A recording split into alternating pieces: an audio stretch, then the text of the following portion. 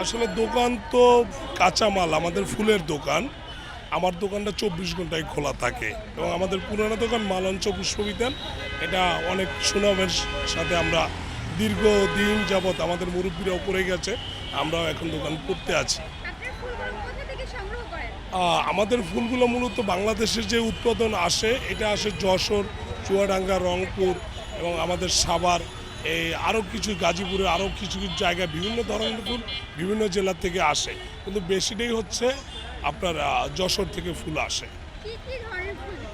আপনি এখানে দেখতে পাচ্ছেন গোলাপ আছে, গোলাপের 3-4টা কালার আছে, হ্যাঁ, গ্যালোডিলেক্স আছে, রজনী আছে, জিপসি আছে, ঝাড়বেরা আছে, মানে গাছরা বিভিন্ন ধরনের।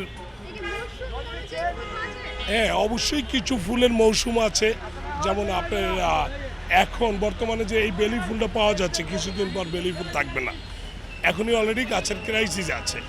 তো এরকম কিছু ফুলের জিনিস সিজনালি ব্যাপার আছে। বেচা বিক্রি কেমন হয়?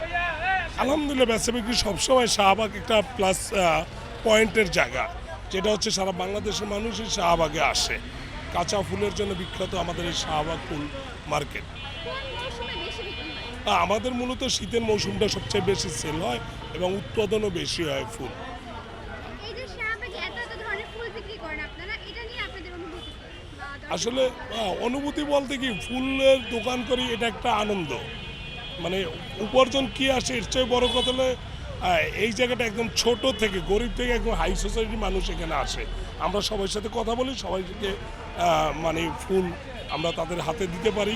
আমাদের কৃষক থেকে আমরা এই ব্যবসায়িক পর্যন্ত সবারই একটা ফুলের প্রতি আলাদা, আমি মনে করি সবারই একটা ভালোবাসা থাকে। ধন্যবাদ।